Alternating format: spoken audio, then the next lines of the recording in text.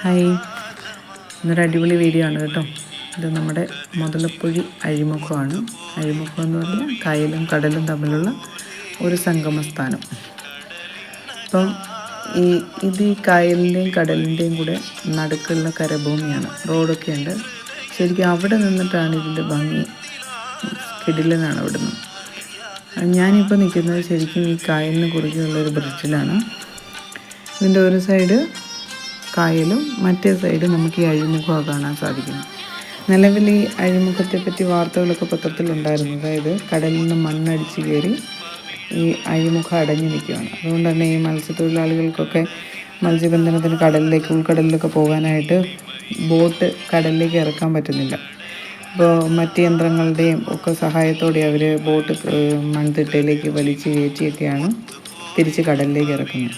അപ്പോൾ അതുമായിട്ട് ബന്ധപ്പെട്ട് സമരവും അതും ഇതുമൊക്കെ നടക്കുന്നുണ്ട്. അതുകൊണ്ട് തന്നെ കുറച്ച് ദിവസങ്ങളായി ഈ സ്ഥലം പത്രത്തിലൊക്കെ വരുന്നുണ്ട്. നിങ്ങളിൽ ആരെങ്കിലുമൊക്കെ വായിച്ചിട്ടുണ്ടാവും. അപ്പോൾ അവിടെ നിന്ന് നിലവിൽ മണ്ണ് ട്രാക്ടറൊക്കെ വന്ന് മണ്ണ് മാറ്റുന്ന പണിയൊക്കെ നടക്കുന്നുണ്ട്. ഈ പോകുന്ന റോഡുണ്ടല്ലോ, ഇത് ശരിക്കും ഒരു കൽത്തിട്ടായിട്ട് കടലിലേക്ക് ഇറക്കിയാണ് വെച്ചിരിക്കുന്നത്. അപ്പോൾ നമുക്കതിലേ പോവുകയാണെങ്കിൽ കടലിലേക്ക് ഇറങ്ങി നിന്നിട്ട് കടലും ഒക്കെ ആസ്വദിക്കാൻ പറ്റും. ഇതിൻ്റെ സൈഡിലുള്ള ബീച്ചും നല്ല അടിപൊളി ബീച്ചാണ്. സൂപ്പർ കാഴ്ചയാണ് കേട്ടോ. ഇതിപ്പോൾ മത്സ്യബന്ധനത്തിന് പോയി മടങ്ങുന്ന ഒരു ബോട്ടാണ്. തൊട്ടടുത്തൊരു ഹാർബറുണ്ട്. നമുക്ക് അവിടെ ചെന്ന് കഴിഞ്ഞാൽ ഫ്രഷ് മീനൊക്കെ വാങ്ങിച്ചുകൊണ്ട് പോരാൻ പറ്റും. ഇതാണ് ഞാൻ പറഞ്ഞ മൺതിട്ട. എന്തോ പണിയൊക്കെ നടക്കുന്നത്.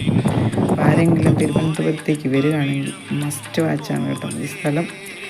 നിങ്ങൾക്ക് അത്ര അടിപൊളി കാഴ്ചയായിരിക്കും. അപ്പോൾ അത്രയേ ഉള്ളൂ നമ്മുടെ കുഞ്ഞു വീഡിയോ. ടാറ്റാ.